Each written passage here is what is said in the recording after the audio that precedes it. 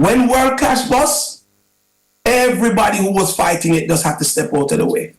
Do you think the sound system culture is dying? When I made my comment, I was not challenging whether KARTEL is, deserving of what he's being paid. If I had $1 million or $2 million, I could invest it in Vybz Kartel and make $5 million. Is KARTEL worth $2 million? So the hyper you are and the more your name are called, and the more money you want to charge. So if BUJU and Bounty is there, right, why wouldn't we want to ask for BEENIE to be there? We cannot say unity with bias. When the artists were young, they were depending on the same media houses that they're now walking by to get their word out. Conversation is the best thing. Whether you agree with Chin or you don't agree with Chin, I'm going to open my mouth. He's a cultural curator, sound clash visionary, and the voice behind one of the most influential platforms in Caribbean media.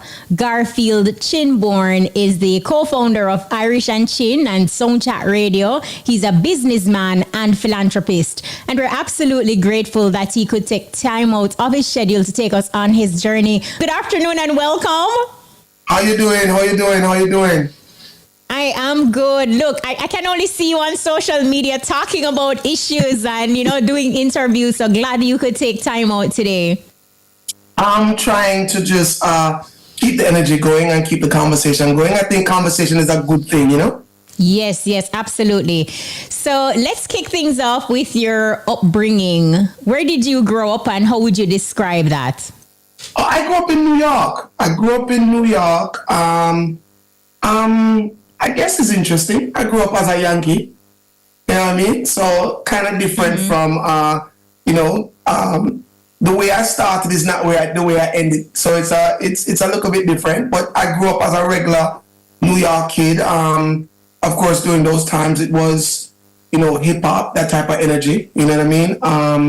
I grew up in a time where it wasn't as popular to be Jamaican or West Indian. I can say that. It was a little bit more challenging than it is today, But nonetheless, we made it work, So growing up was very, very much interesting. I started my journey into hip-hop music and, wanted to be a hip-hop DJ and went to collect hip-hop music. And, that would be my first introductory into, DJ. So let's take it from there now. What inspired you to get into the sound system culture and how did your upbringing influence that as a Yankee? It was crazy, right? Because, as I made that transition, probably when I was about maybe 14 or so, you started transitioning into, going to school and you're realizing that there are other students that come from Jamaican parentage and even actually were born in Jamaica, right? So you start to realize that you have something in common. And it was at the time where, island kids had to band together because there was a bunch of fighting and back and forth in schools because of the whole Black American, island thing, right?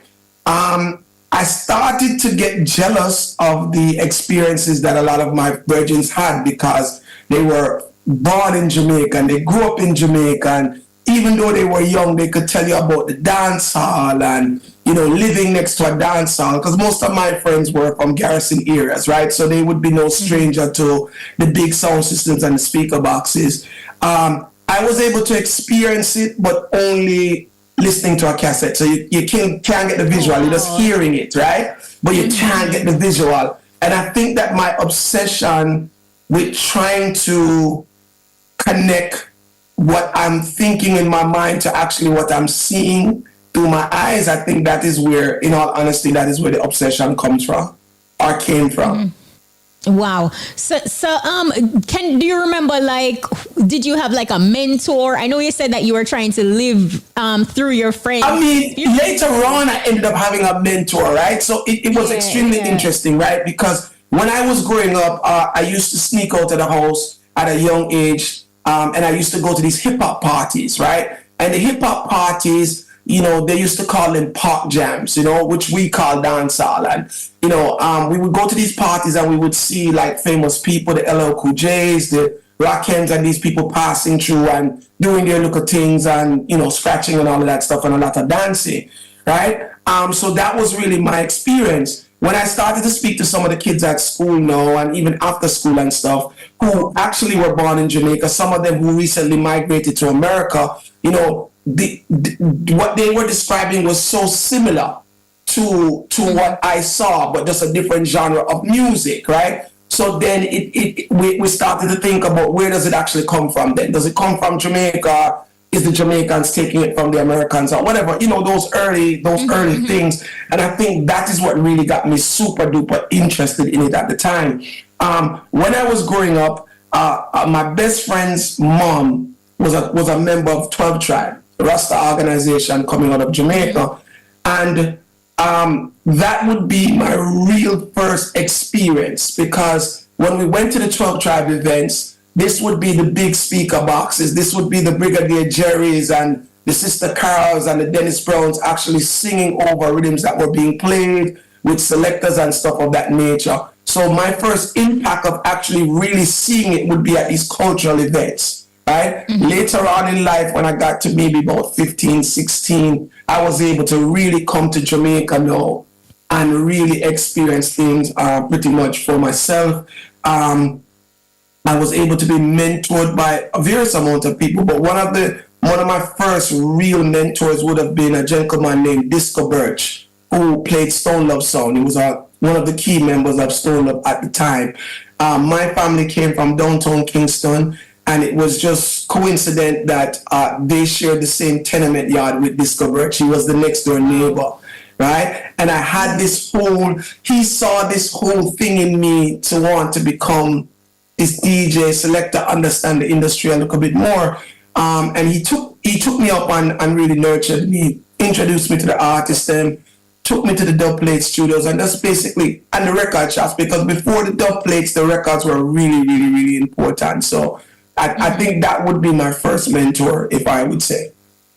While doing the research and a bit of digging, right, I realized that you brought like book and pen to the dances where you were taking notes. So see, my life is crazy, you know, Kshema, because we were pulling from different sources. Because even though Jamaica had the Jamaican culture, we also had a different culture, a spin-off culture of that here in the States, right? Which kind of would be a kind of like a copy of what was happening in Jamaica. So you had the big sound systems like Afrique and, you know, King Addies and Downbeat and all of these sounds that were replicating the vibe that was back home in Jamaica. So this would have been my first. But remember, you know, we're really too young for goddamn dancer. So we really just listening to the audios of them. And when we could call them days that you would dress up like you're a big man and put on your silk shirt and your travel fox and your thing to kind of get into these places, right? So when we did get into these places, we used to go in with pen and with pencil, your book notes, and then you would write down the songs. And if you didn't know the singer, you would just write down the words of what people are reacting to. You know what I mean? So then you could go home now and research, and then we went from record store to record store here in New York to either the person singing the record, you would sing the line to them and they would say, oh, that's John Holt.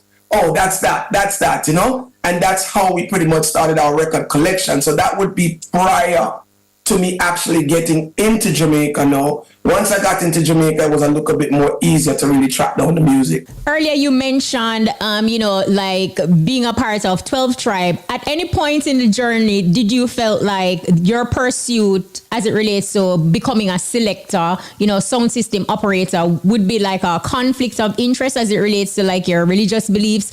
Was there anything of that sort? No, actually, because when we started, I started with a sound system. We had our own local sound system as youths in school. And we did play for a lot of the outside of the organization parties, you know what I mean? So I was always embraced by the elder Rastamans and sistering them to do what we were doing. So it was really good. We never really had any conflict. We never really had nothing too out of the normal, neither for anybody to say, that, we're going too far with it. But I mean, after a while, we started to get more in love with the competitive aspect of the culture, because that was the most exciting tapes coming out of Jamaica. So the fuel to the fire for us here in the States was those cassettes that were being imported from Jamaica on a regular basis that kind of made us say, yo, we want to do that. That is what we want to do. And notes you were definitely taking, because I get to understand that a significant moment on your journey involves Black Cat. Take us back to this defining moment. So, well, Black Cat, it was maybe about 91, 92. Black Cat was like the pinnacle of the Selector's killing sounds. It was his moment, you know. And we here in the States were really, really eager to see him come to New York to perform for the first time. There was a promoter, and it's so crazy because I spoke to the promoter like 3 days ago, right? There was a promoter who came from the same era that Panther came from, who's the selector of Black Cat, and he wanted to do basically Bridging and Bridging, may I come to town, do a show, right? So he decided that he was going to do a sound clash as well. And you know, long story short, we ended up playing with Panther, and we ended up beating him really, really bad. Wow. Right? Yes, we ended up beating him really, really bad. And I think, you know, what he never admits it, but every time we speak about it, he really laughs, right? So this would not be Chin the promoter. This would still be me just, you know, wanting to be this, you know, inspiring sound system, sound man coming up. And clashing was something that I really wanted to do. We were clashing a lot of the local sound systems, and we were beating them, so we were ready. Remember, I told you that I had disco birds, so I was getting the latest music. I was a little bit ahead of everybody else in my community at the time, musically. So we started to take on more and more challenges. So this big challenge came, which was Black Cat coming for the first time, and we got a chance to play with him. It was one of the biggest events in our community. We come from a place called Jamaica, Queens. Right? So it was a big event. Thousands of people were there. I would say about 2,000, maybe 3,000 was there. And I think he underestimated the situation just because, you know? Yeah. And we were able to get the best of him. And it was able to propel me, not as a promoter, but it was able to propel us as a sound system that could possibly be good at sound clashing moving forward. It was a good moment for us. Was that the birth then of Irish and Chin? Oh no, it wasn't the birth of Irish and Chin. It was still me playing sound systems for a very long time. So I wasn't even thinking about being a sound clash promoter. We were basically doing events to kind of build the sound system. So because in those days, most of the promoters wanted to stay away from sound clash competitions, right? In order for us to play, we would have to book our own events. So we were like, flying in Bodyguard, flying in Stone Dove, flying in Silverhawk. Whatever the top sound was, we wanted, you know, the song that I was playing at the time was called King Agony. So we wanted to have all of these cassettes, because remember I told you cassette was the #1 thing. So you wanted to have King Agony and Jamrock, King Agony and Metro Media, King Agony and whoever. So we were flying them in to have those sessions with them. And back in those days, it usually started out as a friendly fire. And then later on, it would end up into some type of competition. So that is kind of how we were able to build a momentum. But absolutely at that time, no thoughts of being a sound clash promoter. Okay. But even in like your sound clash experience is so extensive, and then we see where, you know, you have slowly diversified your portfolio within the same niche. But take us back to that moment when you were promoter / sound system clash operator. How did you manage to stay neutral? Our story is interesting. So I grew up in Jamaica, Queens, right? My partner, Irish, ended up growing up in Long Island, right? What we were doing in Queens, he was doing this at the same time in Long Island. We got really, really, really big at what we were doing. So we started to get bookings outside of our community. We started to go into his community, which is something that he didn't like too much. Soundman thing, you know how that go, right? Mm-hmm. So eventually this demand came for us to have a clash. He called me up one day. This time we don't know each other at all. He called me up one day demanding that he gets a clash. And we went back and forth.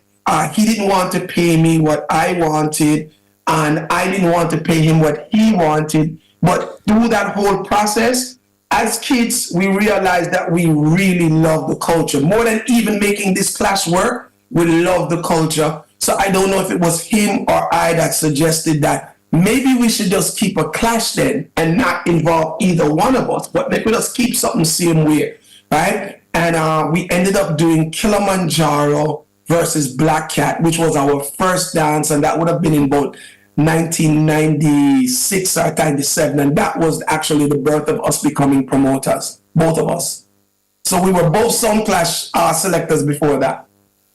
That's an amazing story. And even just the reasoning ability that you had at such a young age to say, you know, with both of you, let us do this, keep an event where we're not really a part of the clash per se. But what were some of the challenges that you experienced, like trying to get Irish and Chin off the ground so the industry would take you seriously? Gatekeeping. The gatekeeping. When we got into the industry back in the late 90s, the bashment, even though the phrase wasn't coined, but bashment was really the thing. So you had the stronger promoters and the stronger sound systems that wanted to keep out the hardcore sound systems, right? So sound systems like Kilimanjaro and Black Cat and, you know, Bass Odyssey, just to name a few of them, they weren't sound systems that were really active in certain areas of New York, right? Because it was more of a party scene. So when we came in as youngsters, right, the problem was that nobody really wanted to give us that mentorship or that open door to say, hey, you guys are doing your thing. You know, it was more like, noise. It wasn't part of the culture that they wanted to accept. So we had to stage our own events. We had to learn by error. We made a lot of mistakes, but we stayed, consistent with what we were doing because we believed in it. And after a while, I think one of the key to our early success would be that the sound systems who were also being locked out realized that we were so serious about getting in that they joined forces with us to push the door open for all of us. So it's a very unique thing. And I'm speaking about young everybody. So if we're talking about Mataran, it would be a very young Mataran, Ricky Trooper, Squingy from Bass Odyssey, Firelinks, all of us you're talking about maybe when we're in our 20s, and you really want that, because there's always been a competitive edge of the dancehall sound system culture, but not everyone accepted that, and not every sound or promoter accepted that as well. So it was a really big challenge, right? Bear in mind that even though New York was really popular for sound clash culture, right, it was mostly concentrated in Brooklyn at the time, right? There was famous venues, Biltmore Ballroom, Tilden Ballroom, Starlight Ballroom. These ballrooms were places where the big sounds used to come from Jamaica, because here in the States, we have this thing like, you're not really a big sound unless you kill one of the sound them from Jamaica, right? Yes. So in order for the sounds them in the US to really prove their dominance and prove that them reach, it was mandatory for them to take on their own hometown ground one of the big sounds from Jamaica. So we had that entertainment as reference for a very long time. But then the venue started to close.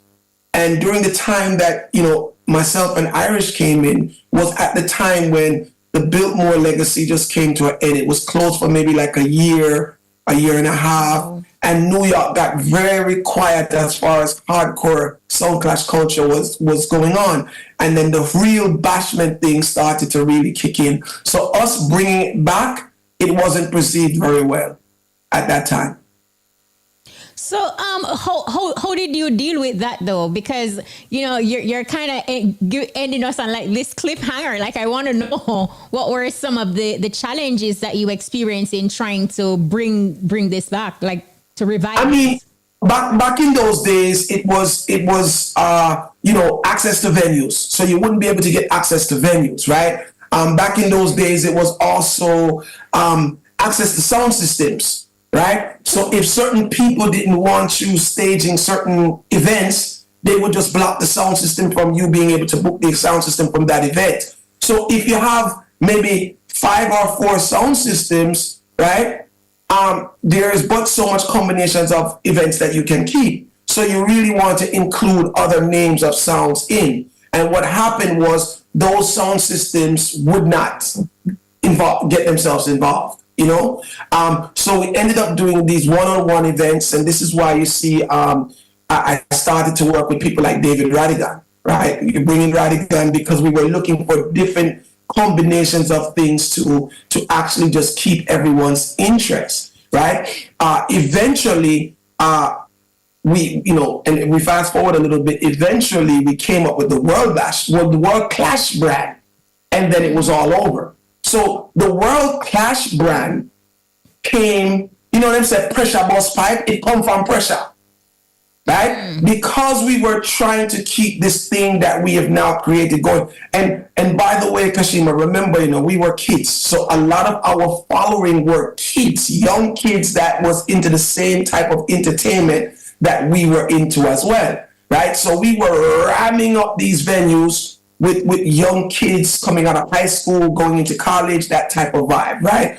And, you know, maybe there would be a party with the adults and there would be 1,000 people. We would also have a party down the road where there's a hardcore sound clash with 850 kids in there enjoying that vibe, right? Eventually, our offerings became repetitive because of the songs that we had access to. So eventually what we decided to do is come up with a new concept that would grab more eyes, more ears, and get more people into the gate. And that concept would be, let's move from just doing 1 and 2 sound, well, it wouldn't be 1, but 2 sounds clashing, and let's use 3 and 4 sound systems, because if one sound bring 100 and the next sound bring 100 and the next sound, we will be able to do bigger numbers. And you know, that was how we really, you know, combated the fight, because when World Clash bust, everybody who was fighting it just had to step out of the way. Yeah, that's so World Clash fixed the bus. That's amazing how your passion led you to create like a world-renowned brand, you know, World Clash, World Bash, you know, those 2 things. Have you ever find that, Chin, because you weren't born in Jamaica, that you have to repeatedly prove your authenticity to do what you're doing? I think because I'm the one that let everybody know that I wasn't born in Jamaica, right? So unless it's somebody that... unless it would be somebody that grew up with me, they wouldn't know, because by the time I became popular, that wouldn't even be a question, because I was so entrenched in the culture, I could fake it. And I was in Jamaica for every single holiday. Every time you're off of school, me there at Jamaica, I looked up late, and I grew up with most of the 90s artists. So whoever was the artist in the 90s, we had a friendship and a history. Right, so it was something that never actually held me back at all. We started in 1998, right, with the World Clash, right.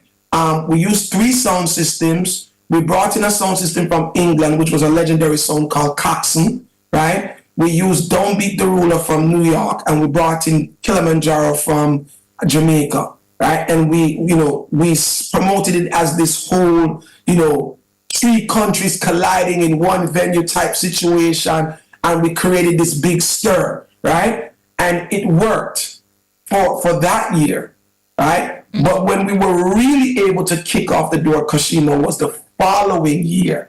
And the following year would be when we staged Tony Mataran, who just left his sound system in New York at ease, and Bass Adisi, who was, one of the hottest songs at the time, Kilimanjaro, who won the first leg, and then a wild card called Mighty Crown, a Japanese song that nobody ever knew of, right? Well, between Trooper and Squingy from Bass Adisi and Tony Mataran, there was this huge rivalry that was always in the industry just because of the respective songs that they represented.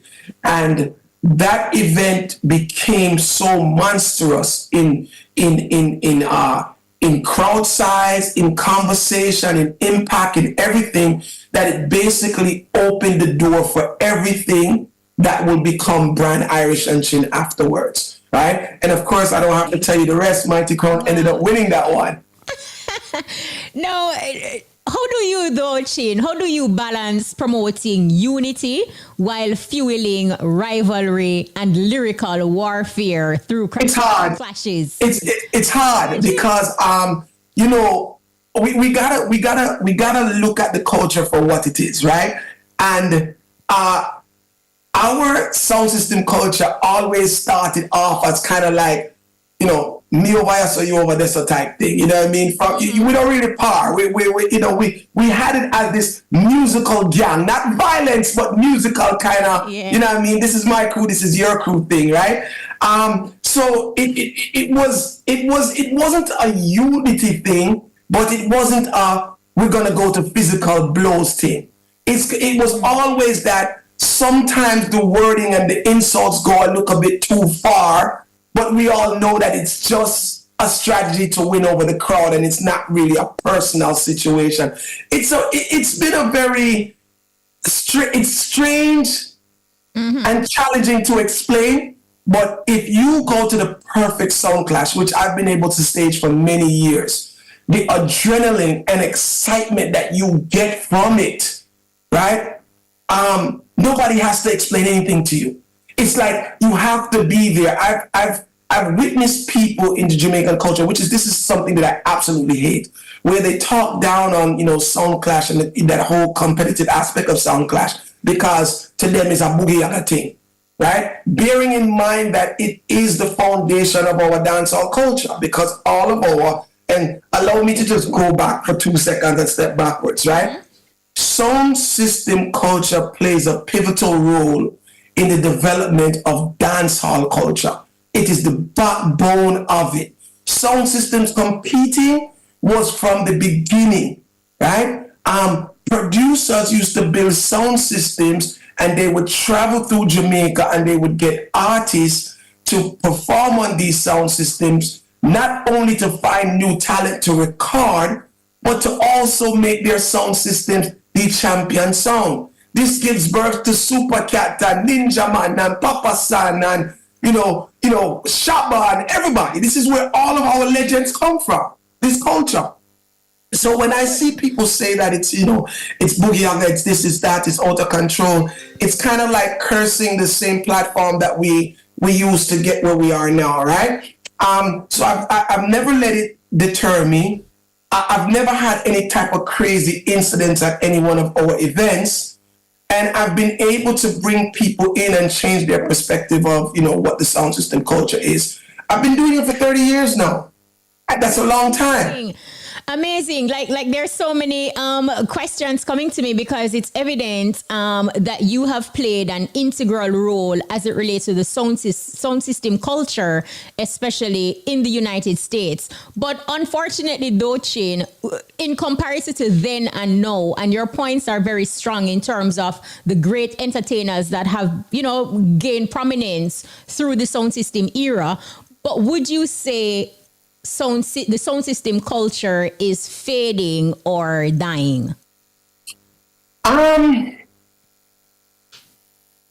Let's step back and look at, right? Before we get there, allow me to step back and look at, right? I started in 1997, right? By 1999, we had a global product called World Clash, right? Which was attracting every single body.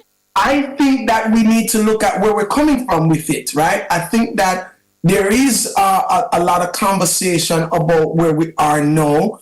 And I think that a lot of the conversation hides the greatness of where we could be and where we were, right? So give me 2 seconds to just step back, right? You're looking at something like World Clash that we created in 98. By 99, it became a household name.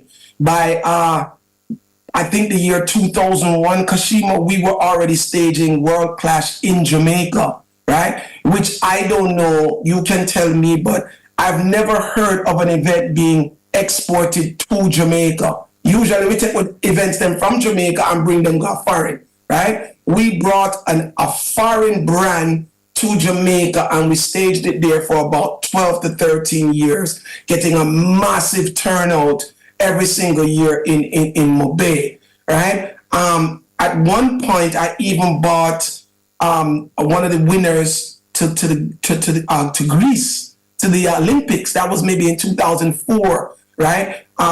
We teamed up with Puma.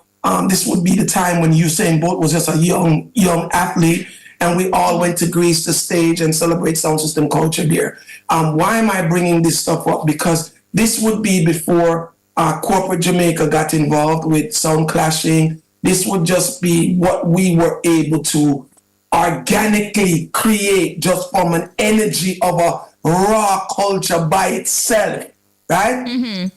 We were able to import or export, however you want to look at it, to Canada. So we had World Clash Canada, we had World Clash Antigua, we had World Clash Jamaica, we had World Clash US, and then we also had a partner of mine who started UK Cup Clash in England.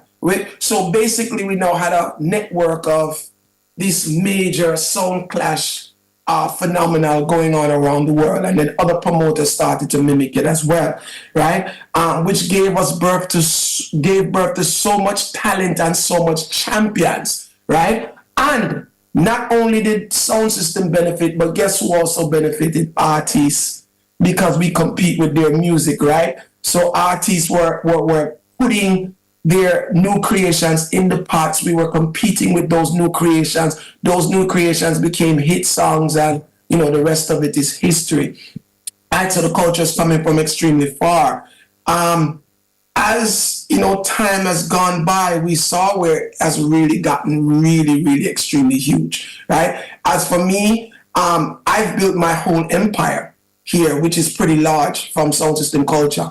Everything that I've done, Kshema, is based on sound system culture. I have a new broadcasting network that is called Soundchat, right? So everything is sound system related for me, and then I would use it and branch off to different things. So I've been doing my best to keep it visible and to keep it strong. Is there a difference in today and yesterday? I do think so, because I think that in everything that we do, if you cannot refresh, you lose people's attention span, right? So I don't think sound system culture or sound clash culture is, and I'm trying to find the right words. I don't think that people are, not interested anymore. I think that we, at this point, we all need to be working on new ways to present the culture. Jamaicans will always want to see competition, right? If we go to a stage show and the stage show ram, the next morning, who no got the stage show, the first thing they must say, Kshema, who took the show last night? Because that is how we stay. We always want that competitive aspect, right? So I believe that we just need to take a new approach in presenting this art form that is the core part of dancehall. Mm-hmm. What did you think about Swiss Beats and Timberland's verses? I had mixed reviews about it, right? I had mixed reviews because it's directly our culture, sound system culture, right? Mm-hmm. And I felt some kind of way in the beginning to know that they were able to copy it in that form and do what they did with it.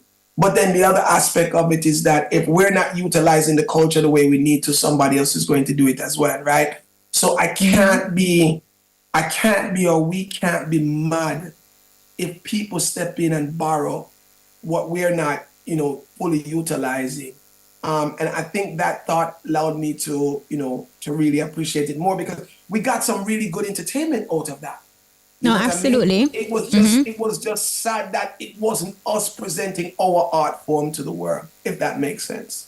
No, it does make sense, and I think both Beenie Man and Bounty Killer, in my opinion, actually, when they participated, that was like a really big hit. It also helped to fully define what it because should it's be. coming from the root, and that's what it's so. It was able to even make it more obvious that you guys borrowed this. This is not your original blueprint, because if so, all of those events would have been similar to how Beanie and Bounty did what they did. But Beanie and Bounty coming in, showing that, yeah, this is how it's really supposed to be done. But yeah, to answer your question, in the beginning I felt away, but I also understand that we're not utilizing what we have. As Jamaican people, we're creating things are easy for us. Holding on to them becomes a little bit more difficult, if that makes any sense to you. But they put we in any corner and we're going to create something that people want. But holding on to it and making it ours, that's a whole different ballgame for us. You mentioned briefly Sound Chat Radio. You also recently, spoke out against dancehall and reggae entertainers who you said weren't giving Caribbean media in the United States, the attention. They were running to big US media outlets. Why was it important to you to speak out the way you did? Because, as I said in the beginning, because I came in the industry from sound systems, I believe I started in the basement. I started at the foundation, right? I started at the root of the tree, right? So a lot of these brethrens, ancestors who are in the culture, I've witnessed them grow. They witnessed myself grow. We've seen each other's growth. We know where I come from, right? And to see that some of them are now on a level where they feel that staying connected to not to me, because I'm doing pretty well with the platform and the way that I've laid out my platform. But at the same time, I also see other media houses struggling to be able to get these major interviews from some of the major artists. Now, there's a lot of reasons why I feel like we need to speak out against these things. And I am a sucker for great conversation. I love to have good conversation. I don't need you to agree with me. I just need you to converse with me, because there's something for me to learn out of you disagreeing with me. I'm a champion for that, right? So my platform is built on conversation. Now, if we are to grow with the music, and if the media, Jamaican media, Caribbean media, is to stay up with the progress of the artist, how does that happen if the artist is not helping to pull the media along with them, right? When the artists were young, they were depending on the same media houses that they're now walking by to get their word out, right? There's no synergy there. There's no camaraderie. It doesn't make sense. So it seems like what our artists have been doing is that, or what they're doing now is that they feel like they reached a point where there's other ways to get the music out, and they rather do it that way, which is fine, right? But I'm saying, as you grow, pull your culture along Jamaica, you have to have your thing on the radio and be accessible.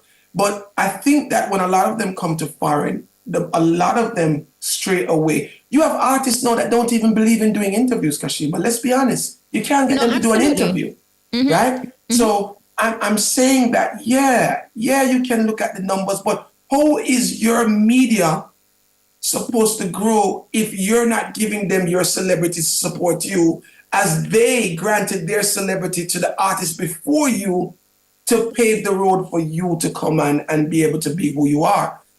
We're just not connecting the dots properly. And we go back to what I just said. As Jamaican people, we're experts at creating, but maintaining and controlling is very difficult for us.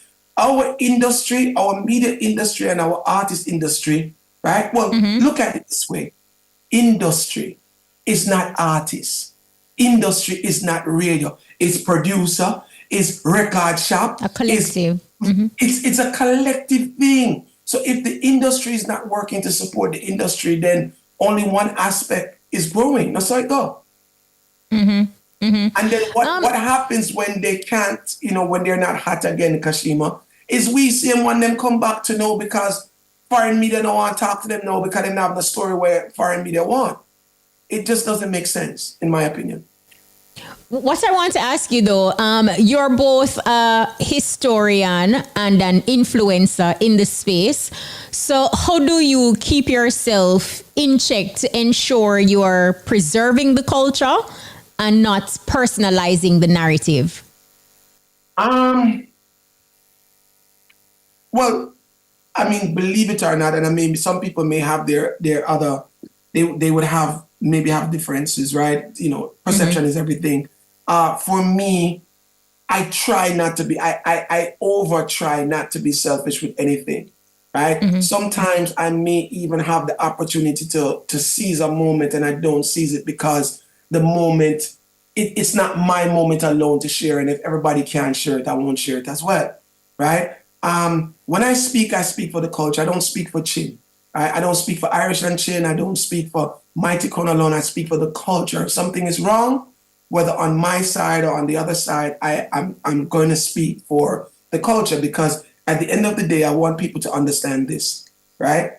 The only thing that we will have left after all of this is done, forget about the money and all of that stuff, is the legacy. The legacy alone, you know, right? So I want to be remembered as this person who came in and took sound system culture on their back for over 3 decades and was able to change it for the better, right? I want that's my legacy. Now, if there is no sound system culture, then where does the legacy go? So what I'm saying is that my only objective has to be to preserve what you invested in so your legacy remains, right? So everything that I do is the same thing. If I'm in media, right? Because I always say to my colleagues, you know, it not make sense if we fight for the number 1 radio station, number 2, number 3, because the industry can't run off of 1 radio station. You understand? It's a collective. So in that collective, we are supposed to be able to create standards in which we want to be, you know, we want to exist in the space that we dwell in because everyone is working for legacy. Yes, we think that it's money, Kshema, but in addition to the money, it's the legacy. Legacy is important. No, as you mentioned money, you also on your platform, you know, you spoke about Cartel's 1.35 million US dollar fee that was made public by the promoter in Trinidad. Talk to us about the advantages and disadvantages of this revelation. I know at the time you spoke specifically to how it will impact the industry negatively. Yeah, I you know, sometimes when I speak or when people speak, people hear what they want to hear, right? When I made my comment, I was not challenging whether Cartel is, you know, deserving of what he's being paid, right? My whole argument was the disclosure of the amount will send rippling effects through, you know, the culture.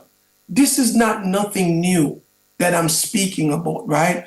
It's a different day in the same culture working with the same exact people, right? For those of you who understand dub plate pricing, right, would also understand that, you know, you have artists that would be charging a figure today, right? And the minute that they find out that our next artist coming out of the industry and I get this money, you can't pay them the money where they were getting yesterday because them feel like them either more valuable than that person or, you know, them just they're getting shortchanged. So this is a repetitive action in the culture. I myself have done management. I've been successful at management over my journey, right? And one thing that I do know is that, you know, the unwritten rule for many of us is that when you're looking to price yourself, you price your talent, you look at what's going on in the space, and then you work backwards. So if the highest artist in the space is getting, you know, $100, you're going to look at your act and say, well, my act not even close to that act there. Why am I going to take 50 for my artist? This is what we do. So if the leading artist in the space, now it's being disclosed that the leading artist in the space is getting over $1 million, right? Now, nobody's going to be able to get the money where Cartel is getting, right? That's not even the conversation. However, once they realize that that type of money is out there to be being spent, what they will do now is say they're not satisfied with the 50,000 where they might charge. They want 70. So it ends up changing the market space. So you're thinking grassroots promoters may feel it most.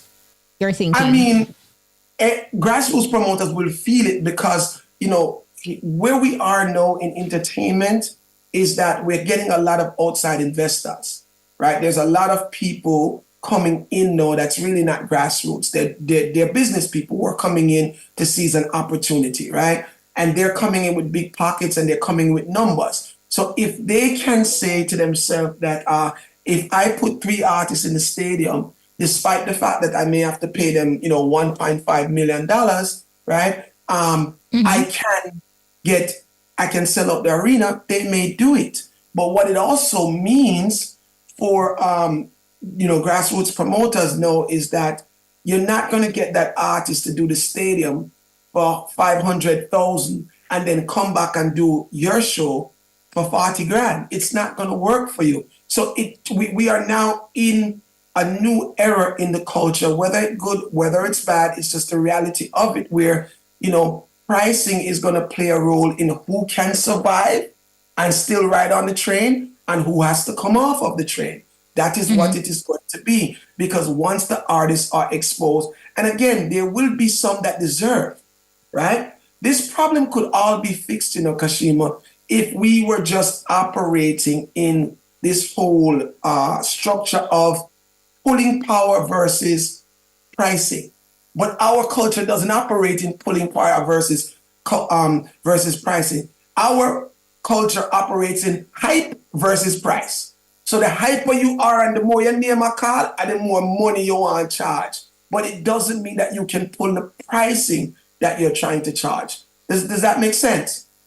It makes a lot of sense. I had a follow-up question, but when you went there, you basically put my question to rest. I mean, that's what it comes down to. So if we're looking at Vybz Kartel, we're saying, well, if I had $1 million or $2 million, I could invest it in Vybz Kartel and make $5 million.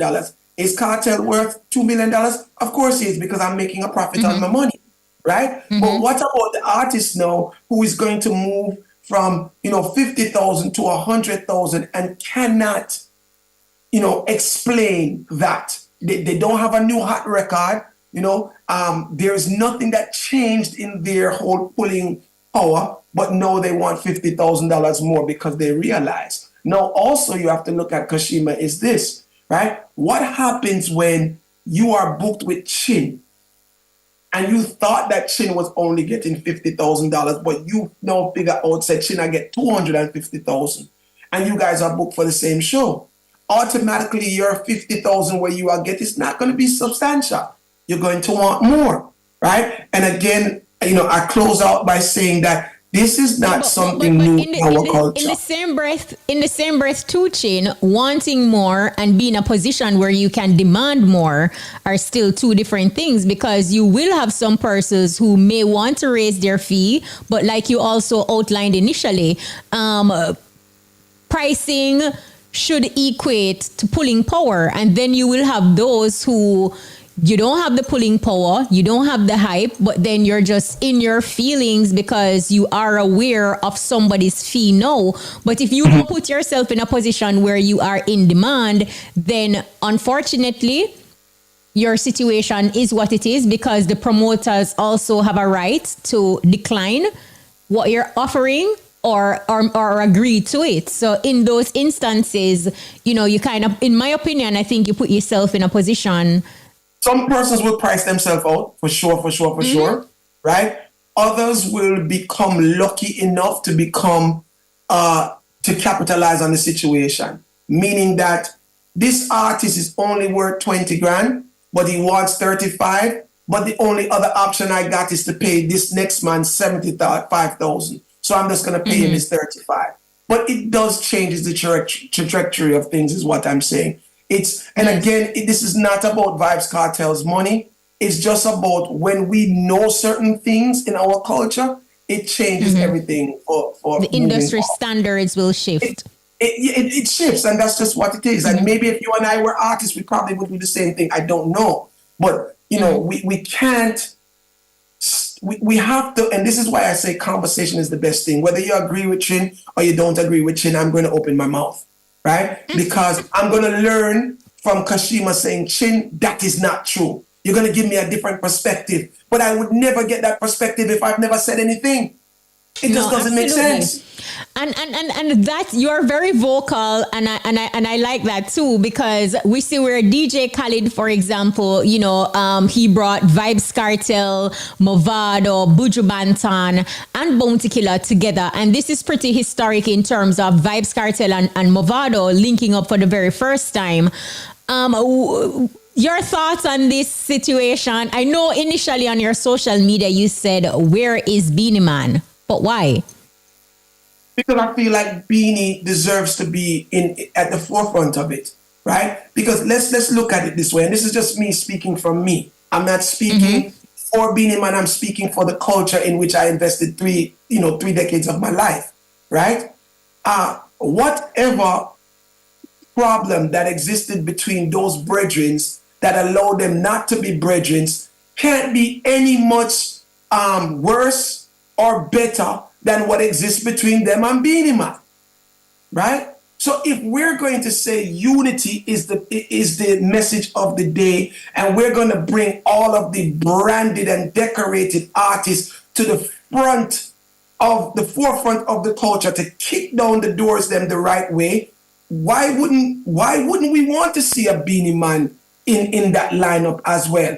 He deserves to be there by accolades. I'm not speaking of his personality. I'm not speaking of what he's done right or wrong in the past. We're speaking about who deserves to be at the table. When I was growing up in the 90s, right, our dancehall industry was pretty much led by the 3 Bs, BUJU, Bounty, Beenie, right? Let's think about what we're saying, right? So if BUJU and Bounty is there, right, why wouldn't we want to ask for Beenie to be there? Beanie's a significant part of the dance hall space, right? In this era that we're speaking of. If we were speaking of another era, then I would be saying, where's Shama there? We need Shama. You understand? But so what I'm saying is that, you know, we cannot, in our culture, and I'm passionate about this, we cannot say unity with bias. Yes. We cannot say unity to please some, right? And to trick, you know, and I'm not saying this is what is being done.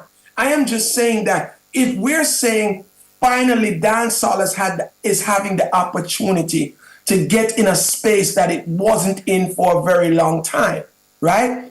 And this time we want to do it the right way. So our reign will last longer. Because remember, you know, don't know about you, Kshema, but here in the States, one time, everybody was fretting that soca parties was taking over the whole of the patrons from dancehall. Nobody was going to Jamaican parties. Everybody there had a soca party then, right? Then Afrobeats came in and it was, whoa, Afrobeats is going to kill dancehall, right? So here it is now that the man then get back them visa, and now we're actually able to put up a fair fight with the other genres of music because we have all of the muscle where we need, right? Why would you leave out Beenie is the question that I'm asking. I don't care about Beanie's ways or what he's done in the past. Me I talk about his contribution I definitely get your point in saying that there is no bias in calling for unity, but to put what is happening into context, I know Khalid is promoting a collaboration that features Bounty Killer, MAVADO, Vybz Kartel, and BUJU Banton. So it's as it relates to that track. So it may be a question that some could view as premature considering what that is. But I think the larger question is, why does it seem like it's a DJ Khaled that can always bring these dancehall heavyweights together as opposed to somebody from the culture or the entertainers themselves? Well, here's the thing. I have an interesting, and maybe it's not a popular thing amongst Jamaicans with Khaled, right? Khaled is also one of the people that grew up with us, right? So I don't really look at Khaled as an outsider at all, because he was there when we were all hungry. I mean, he's not hungry now, but he was there when we were all hungry, right? Trying to, dig with everybody. And we, at this time, nobody knew what they were going to be, 5-10 years down the line, right? So Khaled coming back and being able to, relate to the bridge in them and show them certain aspects of potential growth that they need, I think it's a good thing.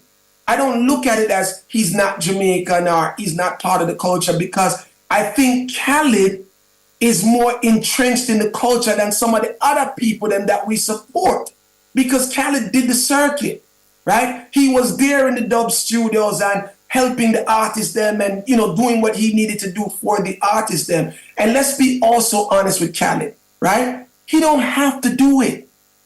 It has to be love. Let's think about what we're saying, right? And let's be 100% honest, because I try to be honest.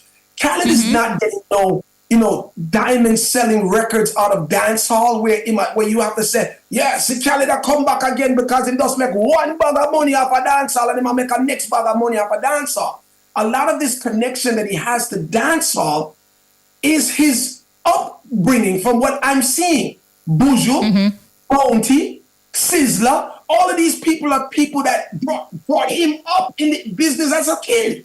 So he's now paying it forward in his own way, saying, yo, no matter how rich I get, I'ma still look out for my never forget. Yeah. So if he's the one that can talk some sense into them, let it be. But I'm just merely saying, and I'm not saying to include, because you just pointed out something to me. I'm not saying to include BEENIE in the project. I am saying now for the benefit of the touring and the excitement. Because think about this, Kshema, right? And I said this on a post. Ultimately, it's been years since we've seen Bounty Killer and BEENIE Man on stage together in foreign, tune for tune, right? Think about what kind of stadium that would sell out. Think about, KARTEL and MAVADO and what kind of stadium that can sell out. Think about the fact of a 90s event with BUJU Bantan, Bounty Killer, and BEENIE Man together on one stage.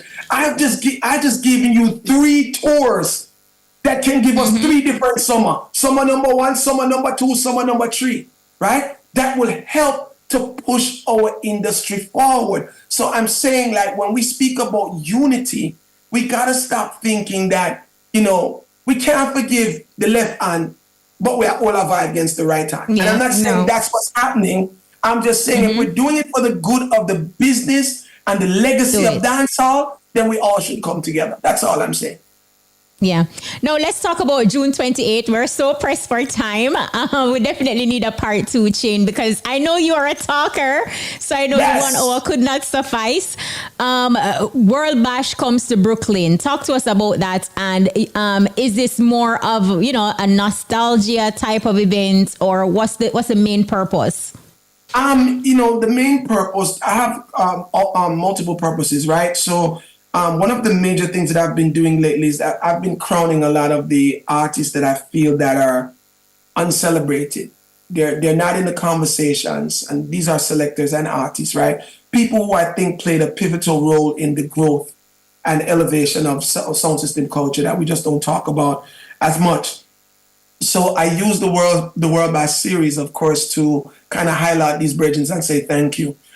Just like how I did with Daddy Uroy, who, by the way, was actually crowned. He was buried in his crown. You know what I mean? Which was really heartfelt for me to know that I was able to give him his flowers, and his family decided that it means so well to, so much to bury him in the cap and gown and, the crown and all of that stuff. Right. So that is one aspect of it. It's paying homage to the people who played the game before us. And the next, part of it is just to, go back to the time that we spoke about earlier in the conversation, where Brooklyn was the major part of the scene here in New York, right? If there was no Brooklyn energy, then there would be no Irish and Chin, because we learned from that energy in order to become the business that we became later on in life. So it's just bringing people back to that space. I think if that's a sweet spot in my memory, then it should be a sweet spot in other people's memory as well. And I just want people to continue enjoying the culture. So every creative way that I can think about package things, Kshema, to make people really enjoy sound system culture. That is what I'm going to be doing. So whether I'm on the radio running off my mouth, as you said, or I am, in the dance space running off my mouth, it's all about, keeping the culture alive. I believe as the music grows, it's important for brand Jamaica to also pull the sound system culture behind. Is that important? In 2023, you received a citation from New York City Mayor Eric Adams. What did that recognition mean to you personally and for the Caribbean community at large? What it meant to me is that we all don't have to take the same route in order to reach a level that can be celebrated and respected, right? I took the hardcore sound clash, bad word route, but yet and still, I'm respected in my community as somebody who gives back and someone who's always been there to furnish them with entertainment and trustworthy and loyal and that type of stuff. So for me, it's kind of like, so the look a hardcore thing reach, it was, and I didn't look at it as, a celebration of me. I looked at it as, because here's the thing, Kshema, before we go, I am the only one from our culture that is respected on the level that I'm respected on. And that's a good thing and a bad thing. I'm the only one that can walk into a corporate room and represent not only my brand in a corporate way, but I can represent the true culture of sound system in a corporate way. I'm not the only one with the knowledge, but I am the only one that has been accepted as this person who somehow emerged as a businessman from a hardcore culture that nobody wanted to invest in. Now we see, corporate brands and so forth getting involved in it. So when I got to sit down at the mayor's office and tell him the story of sound class culture, which he knew about because of Brooklyn, and he's from Brooklyn, right? It was appreciated, and it makes me know that sound class culture not only touched me and you, but it touched the hearts of a lot of other people as well. But Chin, just for clarity a little bit, because I know somebody listening saying, why me? Am I the only one that is accepted? If you can just explain that a little bit. When you say that you're the only one from the culture who is accepted, like in corporate and certain spaces. When I say certain rooms, right? And maybe I should clarify that to a certain degree, because you have corporate Jamaica as well, right? I represent the purest part of the sound system culture, the hardcore part, the good, the bad, and the in-between, right? I carry the legacies and the cult and the stories of everybody who came before me, right? I honor them. I embrace them. I keep paying it forward. When I step into a room, right, to represent my culture, Stereograph steps in that room, Kilimanjaro steps in that room, Bass Odyssey steps into that room, Stone Love steps into that room, Sugar Minott steps into that room. Everybody who's invested in the culture steps into that room. That is my thing. That is my gift. So let me not say the only one, because people may take that challenging, right? I am one of the few, right, which gives you the culture undiluted, right? I don't change because I'm trying to get sponsorship. It is what it needs to be when it comes to what we do. So in our little circle, as the people that I said that we grew up with, whether it's the Matarans, the Troopers, the Who and the Who and the Who, right? We all look at it. We might not all get along every day, but we all look at it, and we look at the growth of Irish and Chin and say, listen, we all came together to make a globally recognized sound system company, and we're happy for that. Remember, I don't own a sound system, right? So my company represents sound systems, but I don't have a sound system that I particularly own. And that's my story. Now, final question for young creatives, promoters, sound system operators, or selectors coming up. what advice would you give them about longevity, purpose, and preserving culture? Consistency, determination, and consistency.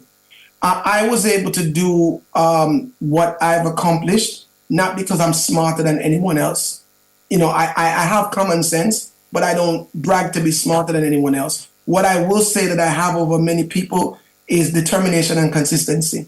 If I try to get through the front door and I can't get through, I'm gonna knock again, and I'm gonna knock again, and I'm gonna knock again. So if you have the passion for something, and you definitely have the talent for it, you have to be persistent. You have to be determined, and you have to be consistent, because the door doesn't open on the first knock. And as I explained to you from the beginning, we had to knock a whole heap of times in order to get the door open. But when the door opens, all of those no's become worth it.